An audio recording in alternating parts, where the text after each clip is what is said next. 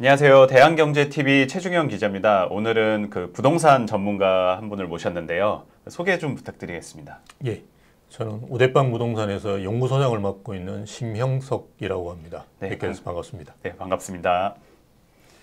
저희 오늘은 부동산 시장에 대해서 조금 얘기를 해보려고 하는데요.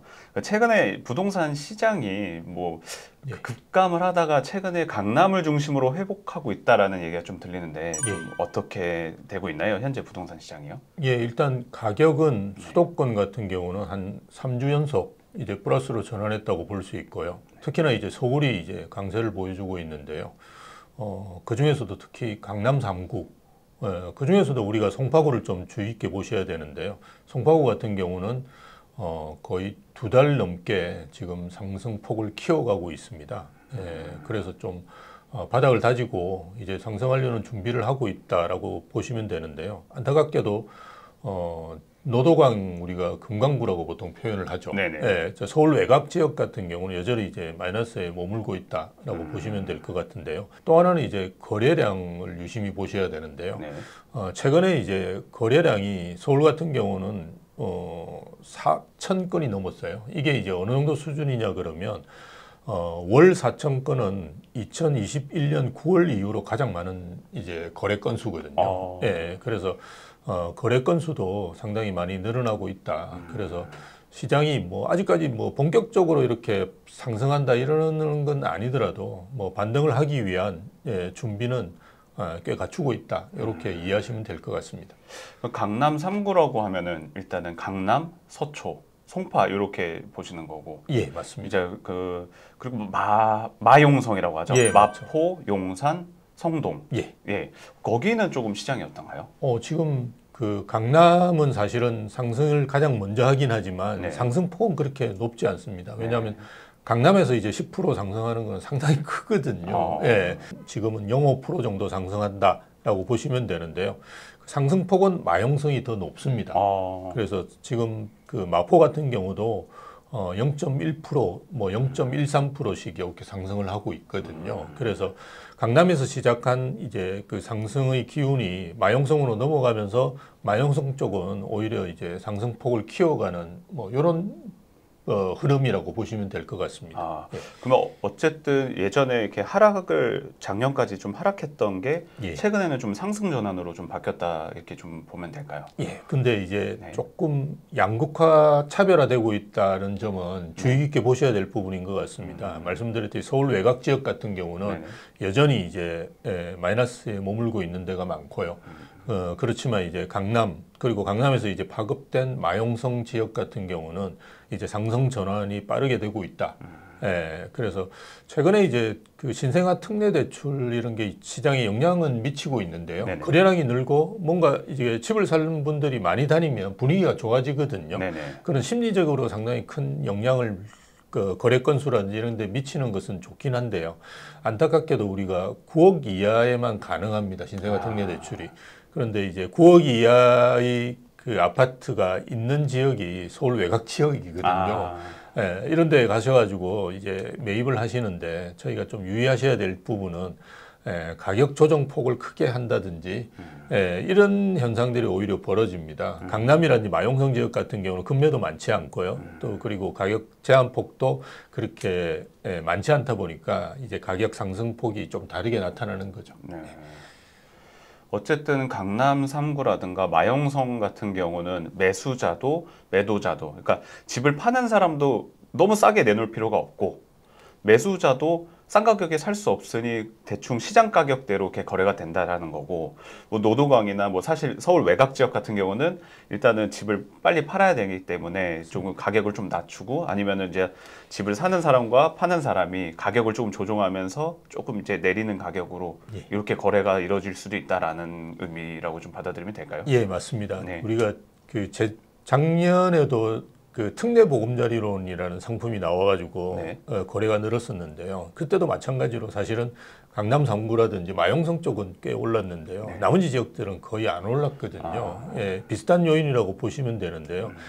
그 지역을 사는 매수자와 매도자의 차이가 있다라는 겁니다. 그래서 매수자들이 적극적으로 가격 조정을 하고 매도자들도 이게 응하는 지역이 있고요. 그렇지 않고 매수자들도 사실은 그렇게 적극적으로 가격 조정은 하지는 않고 매도자 입장에서도 그게 응하지 않는 주거 선호 지역 같은 경우는 사실은 급매가 많지도 않고요. 가보시면 그러다 보니까 이런 가격의 좀 양극화 현상들이 나타나고 있는 것 같습니다. 예. 그러면은 서울은 일단은 강남 3구와 마용성 위주로 조금 상승세로 전환을 했다면 지방 같은 경우는 좀 어떻게 봐야 될까요? 현재는? 지방은 사실은 상승한 지역을 찾아보기가 쉽지는 않은데요. 네. 다행스럽게도 저는 대구 수성구가 최근에 이제 3주 연속 상승을 하고 있는데요. 네. 그래서 사실은 대구 전체적으로 보면 하락폭이 큽니다. 아직도 0.1% 이상씩 하락을 하고 있거든요. 물론 이제 하락폭이 조금씩 줄어들고는 있지만, 그리고 그 나머지 지역들 같은 경우는 뭐 상승의 흐름이 없는데요. 저희가 주의 깊게 좀 보셔야 될 부분이 뭐냐 그러면 대구 수성구 같은 경우는 학군지로서 상당히 의미가 있습니다. 그 대구의 대치동 같은 맞습니다. 지역이죠? 네. 근데 거의 뭐 지방의 대치동이라고 보시면 될 정도로 네네. 지방에서는 가장 이제 학군이 좋다라고 생각하시면 되는데요. 네네. 최근에 이제 우리가 계속 이슈가 되고 있긴 한데 의대 정원 문제가 있지 않습니까? 그런 이제 여러 가지 이슈들을 받아서 대구 같은 경우는 조금 빠르게 지금 플러스로 전환된 느낌이 있긴 한데요. 어쨌든 이렇게 이제 플러스로 전환하는 지역들이 뭐 학군이라든지 아니면 주거선호 지역 중심으로 해서 조금씩 나타나지 않을까. 하지만 이제 당분간은 대구도 그렇고 여러 지역들이 입주 물량이 서울보다 많습니다. 수도권과 비교해 보면 그러다 보니까 여전히 이제 전세가 뒷받침되지도 않고요. 그러니까 지방 같은 경우는 매매도 문제인데요. 전세 가격도 계속 하락하고 있거든요. 근데 수도권 같은 경우는 매매는 최근에 이제 플러스로 전환했지만 전세는 상당히 오래전부터 플러스로 전환해서 움직였거든요. 그런 요인들이 조금 다르기 때문에 뭐 특정 지역만 조금 부각될 가능성이 있다라고 보시는 게 맞겠죠. 지방 같은 경우는 조금 더 깊이 들어가서 살펴봐야 된다. 맞습니다. 특정 지역으로만 이제 좀 구분을 해야 된다 이 말씀이신 거죠? 알겠습니다. 최근에 서울에서도 이제 보면은 지방에서 올라오셔서 좀 집을 매수하시는 분들도 조금 늘고 있다고 하는데요. 투자를 위해서 좀 하시는 분들도 있다고 하는데 그분들은 좀 어떤 분들이 있으실까요? 원래 이제 지금과 같은 조정기나 하락기 때 되면 지방에서 이제 올라오셔가지고 서울 사시려고 하는 분이 많으시거든요. 그 이유는 뭐냐 그러면 같은 하락폭으로 떨어졌더라도 서울 같은 경우는 20억이 30% 떨어지면 6억이 떨어지고요. 지방에 이제 3억이나 5억 하는 아파트가 30% 떨어져도 1억이 안 떨어지는 경우가 있거든요. 그렇죠. 그러다 보니까 사실은 지방에서 올라오셔서 가지고 사시는 거는 굉장히 유리한 시점이라고 볼 수 있고요. 특히나 서울에서 사시는 분들이 한 20%는 외지인입니다. 그 중에 이제 지방분들도 많은데요. 항상 이제 서울은 한 20% 정도의 투자 수요가 있는 지역이라고 보시면 되는데요. 최근에 이제 특징적인 거는 뭐냐 그러면 베이비 부머들이 이제 그 MZ 세대들한테 집을 이제 증여라든지 뭐 아니면 이제 사주시는 이런 경향들이 꽤 있습니다. 베이비 부머 같은 경우는 여전히 이제 한두 명, 2명 정도를 자제분을 놓으셨거든요. 그래서 그분들 것까지를 다 이제 생각하시는 게 실수요입니다. 그래서 저는 이제 이걸 다주택 실수요자라고 표현을 하는데요. 다주택 실수요? 본인 한 채는 당연히 이제 실수요라고 생각하시고요. 그 자제분들 한 두 분 있다 그러면 요것까지를 마련해주는, 물론 이제 그런 여유가 되시는 분들이겠죠. 그런 수요까지도 이제 포함한 수요라고 볼 수 있는데요. 최근에 이제 지방은 투자할 것도 거의 없지 않습니까? 그러다 보니까 이제 서울에 올라오시는데 뭐 대구라든지, 저는 이제 주로 이제 경상도 쪽에 있었기 때문에 대구라든지 부산에서 이제 올라오셔가지고 이걸 매입하시는 분들이 있는데요. 대략 이제 특례보금자리론 수준인 것 같아요. 한 7, 8억 요 정도 수준을 많이 찾으십니다. 7, 8억 수준. 9억 미만 정도. 맞습니다. 어쨌든 그러면 지방의 투자자분들이, 그러니까 지방의 자산가분들이라고 좀 얘기할 수 있겠죠. 그분들이 서울로 올라와서 매수를 한다라는 거는 어느 정도 집값이 바닥을 다지고 있다, 뭐 어느 정도 회복할 수 있는 시그널이 될 수도 있겠네요. 그분들하고 이제 상담을 해보면 대부분 하는 이야기가 지금이 바닥이다, 서울은. 이렇게 이야기를 아예 그냥 대놓고 하십니다. 그래서 물론 뭐 그게 맞는지 안 맞는지는 저희가 나중에 되어봐야 알겠지만 네. 어쨌든 본인들 판단하기로는 뭐 지방은 이제 더 떨어져야 되는 거라고 본인들도 생각하고 계시는데요. 네. 서울 같은 경우는 이제 거의 바닥이다. 작년에 이제 반등하고 또 주춤하다가 이번에 다시 반등을 한다면 이제는 뭐 상승만 남았다라고 판단하시는 것 같고요. 뭐 여러 가지 지표들도 같이 보시는데 최근에 이제 뭐 잘 아시다시피 여러 가지 지표들 뭐 경기 상황도 경제 성장률이 지금 1분기가 1.3% 네. 됐으니까 이게 네. 뭐 상당히 큰 거거든요. 그렇죠. 그래서 경기도 좋아지고 그다음에 수급 같은 경우는 서울은 거의 없고 금리도 물론 언제 우리가 떨어질 건지를 잘 모르지만 그렇죠. 떨어지는 일만 남았거든요. 네. 사실 오르기는 사실 힘든 상황이지 네. 않겠습니까? 너무 많이 올랐죠. 예, 맞습니다. 그래서 떨어지는 일만 남았다. 뭐 이런 여러 가지 변수를 본다 그러면 장기적으로 좋아질 거다. 이렇게 판단하시는 것 같아요. 네. 그럼 어느 정도 상승은 예상하기 좀 어렵지만 어느 정도 바닥은 다졌다라고 다들 좀 이렇게 보시는 게 맞죠. 예, 맞습니다. 예. 어쨌든 지금 부동산 시장도 서울 위주로 이제 바닥을 다졌다고 하는데 아직 지방은 회복하기가 조금 어렵잖아요. 예, 지금 뭐 아직도 하락이다, 뭐 상승은 아직 멀었다라는 뭐 이렇게 전망을 내놓는 전문가분들도 많은데 지금 사실 현재 부동산 시장에 미치는 가장 큰 요인이 뭘까요? 뭐 정책도 있을 거고 소비 심리, 뭐 금리 다양한 요인이 있을 텐데 지금 현 시장에서 가장 큰 영향이 뭘까요? 지금 금리입니다. 예, 금리가 압도적으로 영향을 미치고요. 네네. 사실은 우리가 그냥 저는 이제 표현하기로 금융이라고 표현하는데요. 네.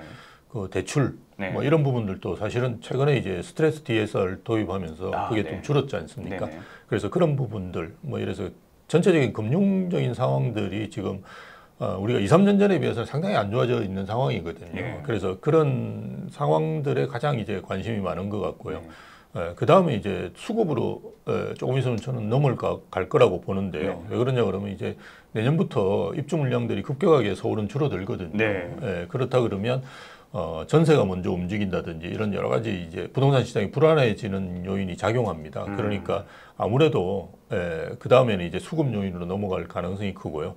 그 중간에 이제 빨리 넘어가느냐 안 넘어가느냐는 이제 우리가 경기죠. 심리적인 상황 뭐 이런 것들 그런 상황들이 작용을 하는데 사실은 경기는 지금 예전에 비해서는 좋아지는 뭐 아직까지 다들 어렵다고 말씀하시지만 그래도 예전에 비해서는 좋아지고 아까 말씀드렸던 뭐 1.3% 1분기에 상승을 했으니까요. 경제 성장을. 경제 성장을 했으니까요. 네. 뭐 그런 점들을 본다 그러면 조금씩 좋아지고 있다라고 볼 수 있는데요. 어쨌든 이 세 지표가 좀 순차적으로 시장에 영향을 미칠 걸로 보입니다.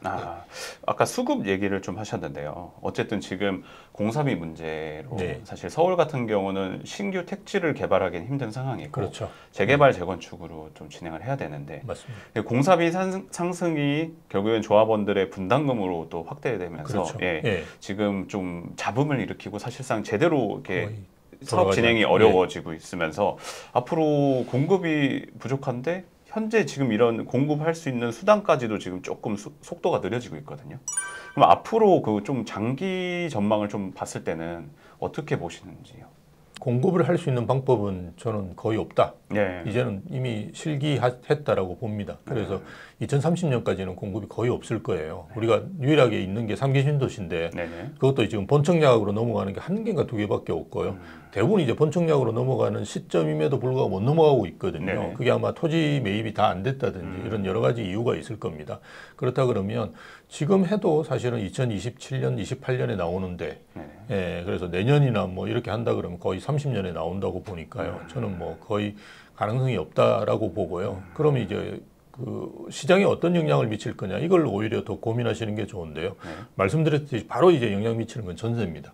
지금 전세 가격이 오르는데요. 아마 내년이나 내후년에는 지금 상승폭을 뛰어넘는 전세 가격 상승이 있을 가능성이 큽니다. 그래서 저희도 되게 우려하는 부분인데요. 그러고 난 다음에는 이제 자연스럽게 분양권이라든지 아니면 경매, 그다음에 신축, 준신축, 구축. 그러다가 이제는 오피스텔과 같은 비아파트로 이제 넘어가는 수요가 이제 이렇게 파급된다고 볼 수 다세대 있으니까요. 아파트까지도 예, 확대될 맞습니다. 가능성도 근데 있겠네요. 연립이나 뭐 다세대까지 간다 그러면 정말 위험한데요. 아마 그렇게까지 그쵸. 가지 않기를 저희도 바라고요. 뭐 고전에서 이제 좀 공급이 상계 신도시를 통해서 좀 나와주면 좋을 것 같습니다. 아무래도 지금 주택 시장은 공급 그 지방의 공급은 좀 많이 생기는데 맞습니다. 사실 예. 서울 수도권의 공급은 턱없이 부족한 상황이어서 예. 이게 장기적으로 부동산 시장에도 전세뿐만 아니라 매매, 전세 다 영향을 많이 끼치겠네요. 예, 맞습니다. 네. 그 박원순 시장께서 크게 네. 기여를 하셨는데요. 10년 동안 사실은 재건축 재개발을 거의 뭐 인허가를 해주질 않았거든요. 네. 그러다 보니까 지금 없고 네네. 10년 동안 안 하면 한국은 방법이 없습니다. 왜냐하면 1000세대 아파트를 공급해야 되는데 네. 토지 매입에서 인허가 받는 만 해도 사실은 5년 빠르면 5년이에요. 제가 볼 때. 그렇죠. 네. 그리고 짓는데 한 3년 4년 걸리는데 그렇죠. 10년 동안은 공급이 없다. 그렇게 생각하시면 됩니다. 사실 그 아파트 재개발 재건축만 봤을 때 다 철거하고 짓는 데만 최소 3년 소요되죠. 최소입니다. 요즘은 네. 4년 5년씩 걸립니다. 그렇죠. 네. 지금 당장 짓는다고 해도 3년 뒤에 실제 공급이 이루어진다는 거는 시장에 어쨌든 공급이 많이 부족하다라는 시그널이기 때문에 좀 그렇죠. 빨리 정부나 지자체에서도 공급을 늘릴 필요는 있겠네요. 늘려야 되는데 네네. 뭐 아시다시피 지자체 중에 뭐 지방 같은 경우는 오히려 인허가를 막 내주는 경향이 있는데요. 아. 대구가 사실은 최근에 좀 반등한 것도 네네. 대구 시장님이 이제 못하게 해버렸잖아요. 아예 그냥 네네. 인허가를 안 해준다 이런 식으로 했는데 지방은 사실은 인허가를 잘 내주는 편입니다. 왜 그러냐 그러면 이게 집을 지으면 인구가 는다고 자꾸 생각하시거든요. 그래서 인구 절벽 상황이 지방은 너무 심각하기 때문에 여기에 대한 이제 대안으로서 계속 이제 인허가 같은 걸 많이 내주는 편이죠. 네. 그렇지만 서울 같은 경우는 지금 그동안 거의 뭐 내주지를 않았다 보니까 그에 따른 영향들이 이제 지금 막 미치고 있는 거죠. 네.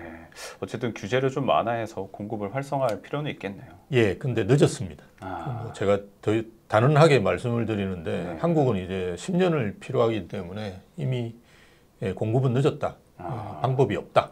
이렇게 생각하시면 됩니다. 그러면 어쨌든 늦었지만 지금이라도 빨리 규제를 좀 완화해서 그 10년 이후라도 공급을 예. 할 수 있게끔 한번 좀 꼼꼼히 좀 살펴봐야 될 필요가 있겠네요. 그러니까요. 네. 지금 진행되고 있는 재개발 재건축도 빨리 좀 해줘야 되는데 네네. 신통기획 같은 걸 해서 지금 서울시에서도 추진을 빨리 하려고 그죠 하고 있지 않습니까? 그런데 안타깝게도 뭐 계속 이제 조합에 무리한 요구를 하거든요. 네. 뭐 본인들 생각으로는 좋은 정책이고 제도이지만 조합원 입장에서 볼 때는 그게 아주 심각한 문제가 될 수 있습니다. 그래서 대표적인 게 소셜 믹스인데요. 조금 더 고민하시는 게 좋을 것 같습니다. 네. 어쨌든 빨리 공급이 이루어져서 부동산 시장에도 좀 긍정적인 신호를 좀 주는 그런 정책들이 많이 나왔으면 좋겠네요. 예. 오늘 1부는 여기까지 하고요. 다음에는 무주택자들이나 주택을 좀 구매하고 싶은 내 집 마련을 하고 싶은 분들을 위해서 다시 한번 얘기를 나눠보도록 하겠습니다. 감사합니다.